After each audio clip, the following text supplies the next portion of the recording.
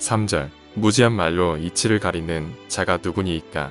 나는 깨닫지도 못한 일을 말하였고 스스로 알 수도 없고 헤아리기도 어려운 일을 말하였나이다.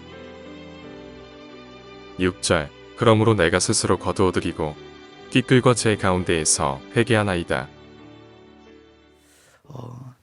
사실 욥기를 읽을 때에 1장을 읽고 2장을 읽고 그리고 오늘 읽은 42장인 욥기의 마지막 42장 이렇게 처음과 끝만 많이 읽는 경우가 있습니다. 쉽게 말해서 1장, 2장, 42장만 잘 읽는다는 것이죠.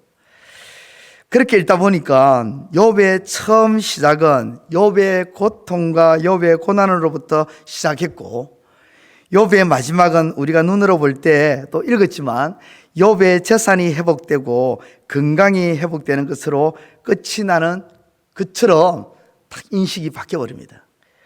그래서 사람들은 성급하게 결론을 내립니다. 이런 식으로요. 욥은 고난 가운데서도 하나님을 원망하지 않고 그 신앙을 변함없이 굳게 붙잡았고 하나님께서는 이런 욥을 회복시켜 주셨다. 우리도 욥처럼 고난 가운데 흔들리지 않고 하나님을 기억하고 붙들고 있어야 된다. 이렇게 너무 쉽게 결론을 내린다는 거죠. 하지만 욥기는 그렇게 간단하거나 단순하게 결론 지을 수 있는 그런 말씀이 아닙니다. 욥기의 진짜 내용은 욥의 내면이 드러나는 욥의 그 속사람, 겉으로 드러나지 않는 욥의 내면이 드러나는 친구들과의 그 대화가 진짜 내용이죠.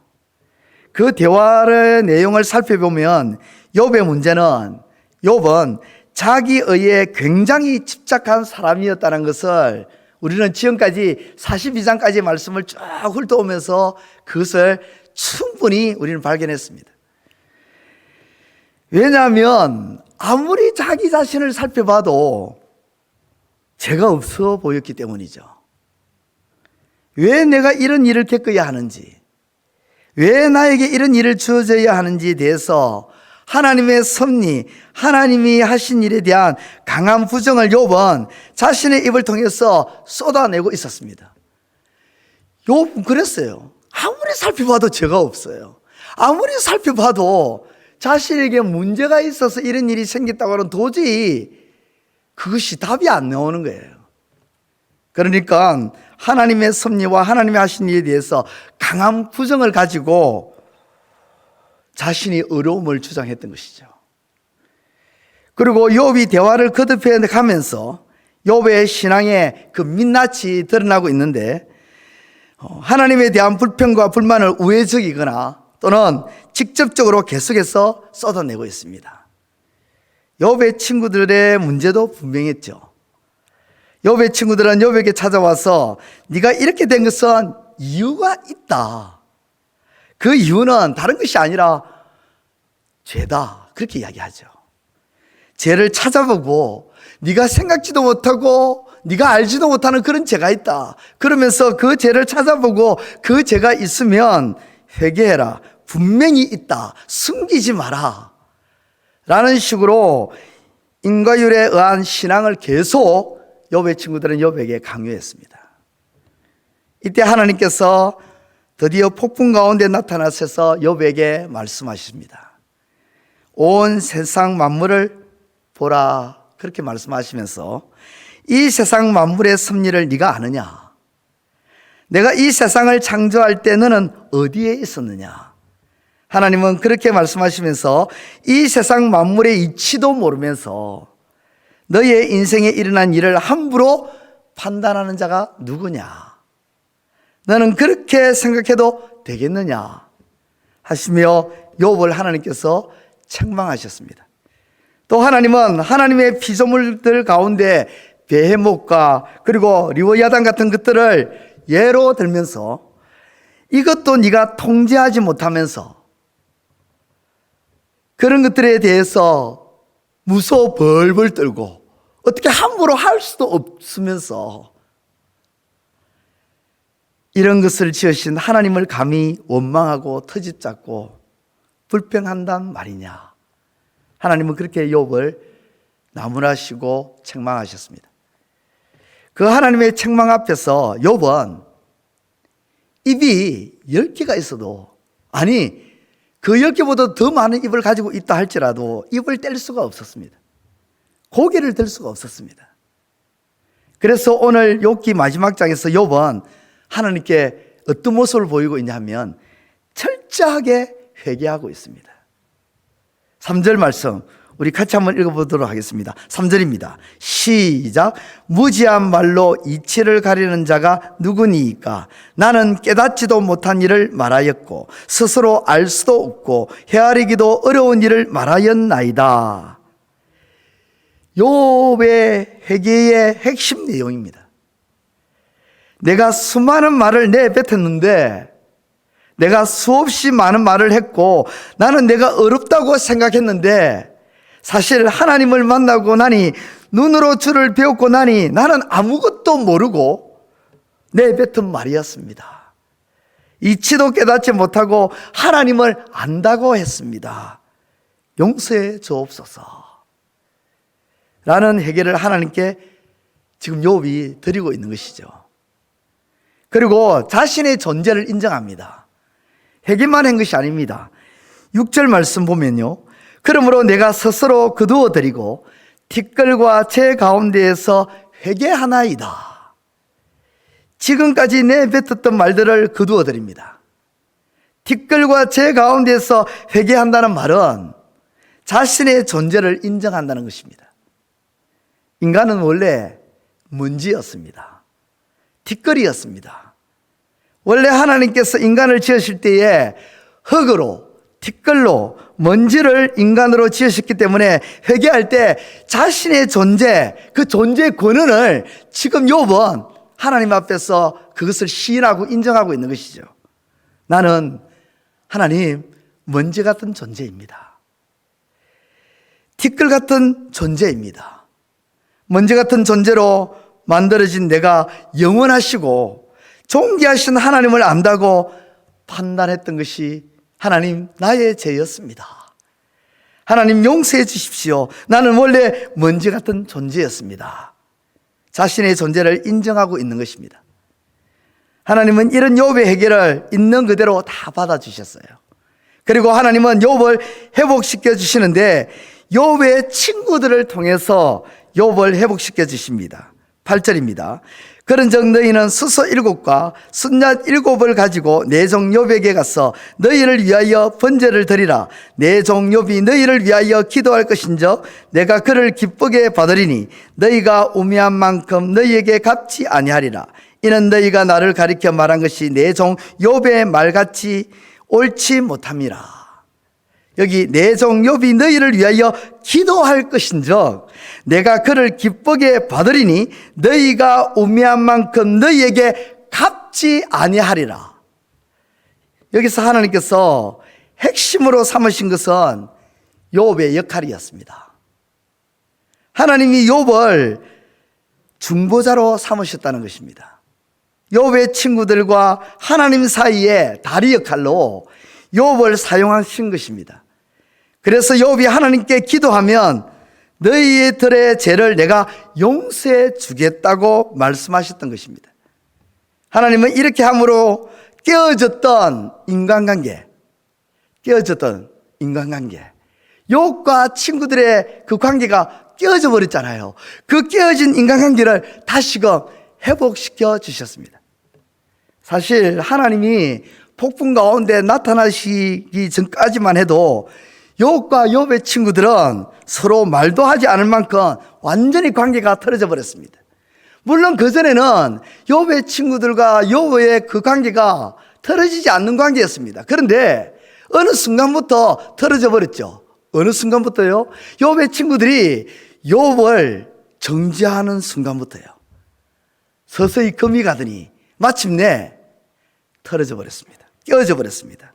그런데 이제 모든 것이 회복되는데 하나님께서 회개한 욥을 중심으로 인간과 인간의 관계도 하나님은 세심하게 배려하시고 회복시켜 주시는 것으로 하나님께서 우리에게 오늘 보여주고 계십니다. 이제 욥이 입을 벌려서 하나님께 친구들을 위해서 기도합니다. 그러자 욥과 욥의 친구들 그리고 욥의 모든 일들도 회복되어집니다. 10절 말씀 우리 함께 읽어보도록 하겠습니다. 10절입니다. 시작.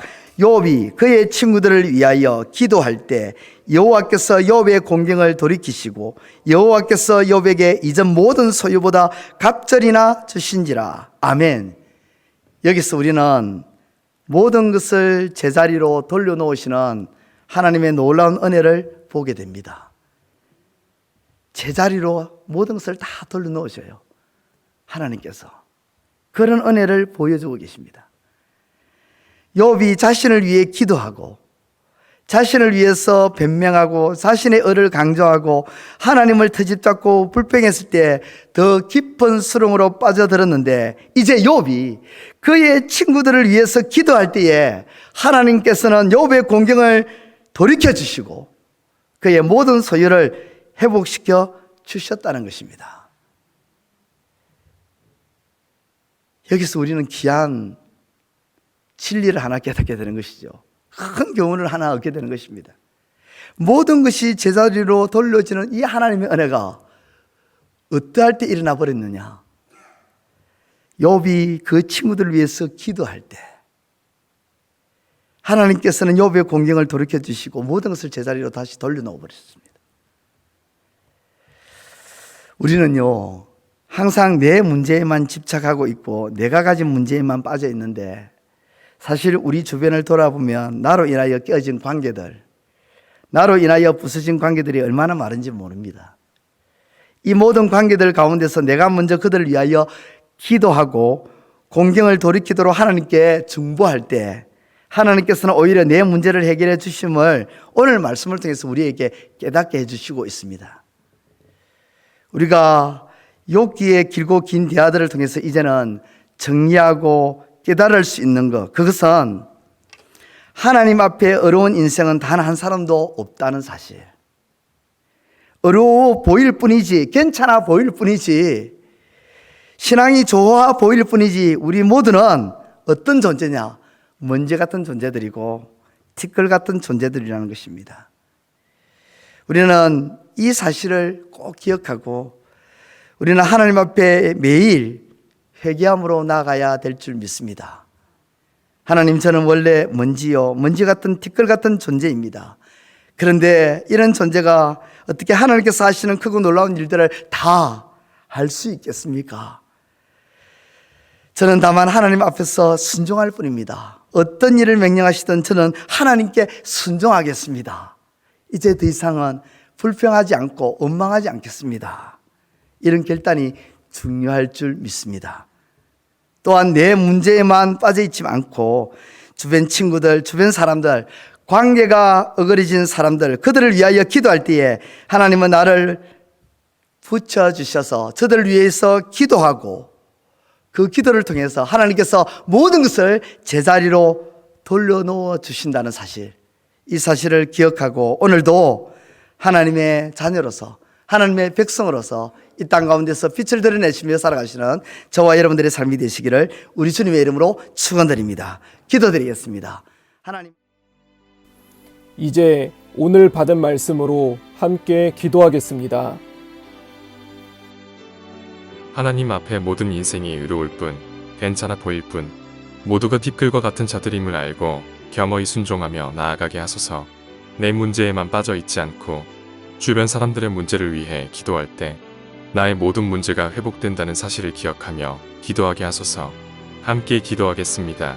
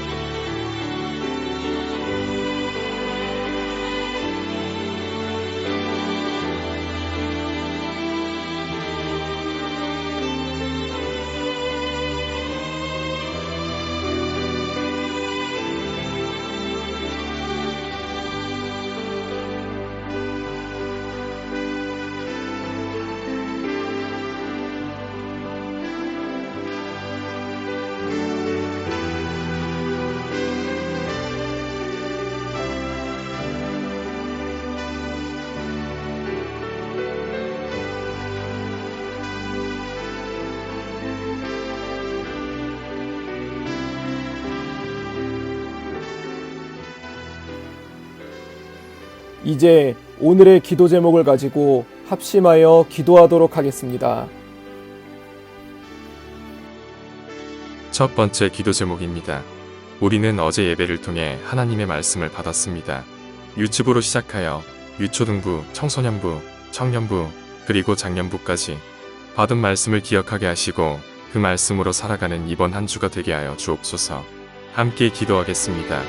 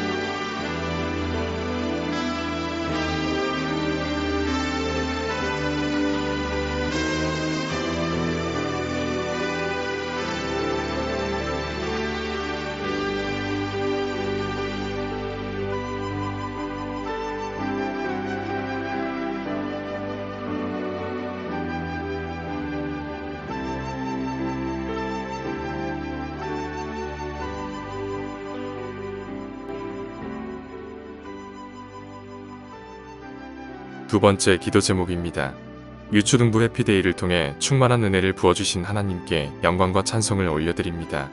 이번에 새롭게 낳아온 4명의 아이들 마음에 예수님이 자리할 수 있게 하시고 교회에 정착하여 함께 성장하게 하옵소서. 복음을 전파하는 우리 교회의 다음 세대가 되게 하소서. 함께 기도하겠습니다.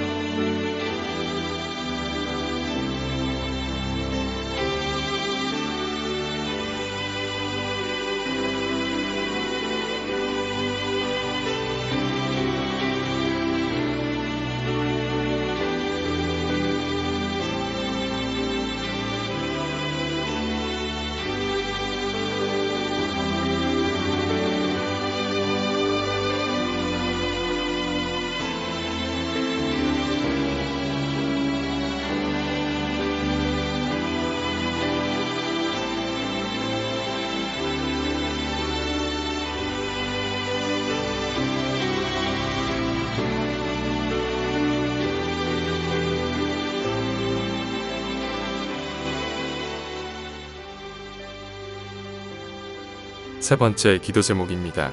합력하여 선을 이루는 우리 교회가 되게 하소서. 대면을 바뀌어가는 과정 안에 여러 가지의 의견과 생각들이 있습니다. 어떤 방향으로 가든지 하나님이 인도하시는 방향으로 나아가는 우리 교회가 되게 하시고 모든 과정을 주께서 인도하여 주옵소서. 함께 기도하겠습니다.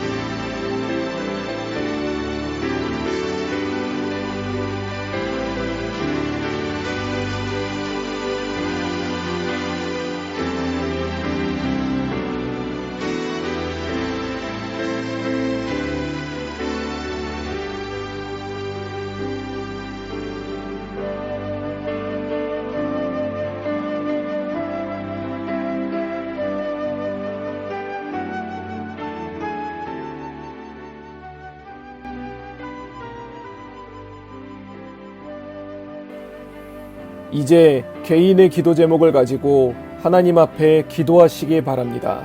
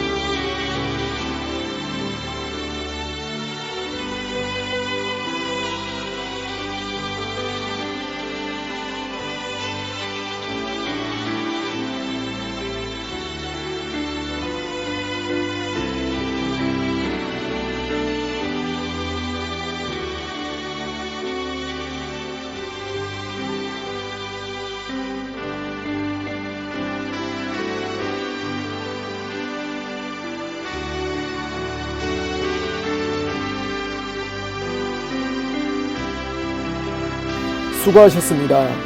오늘도 하나님의 인도하심 가운데 승리의 하루를 보내시는 우리 재건부평교회 모든 성도님들이 되시기를 주님의 이름으로 축복합니다.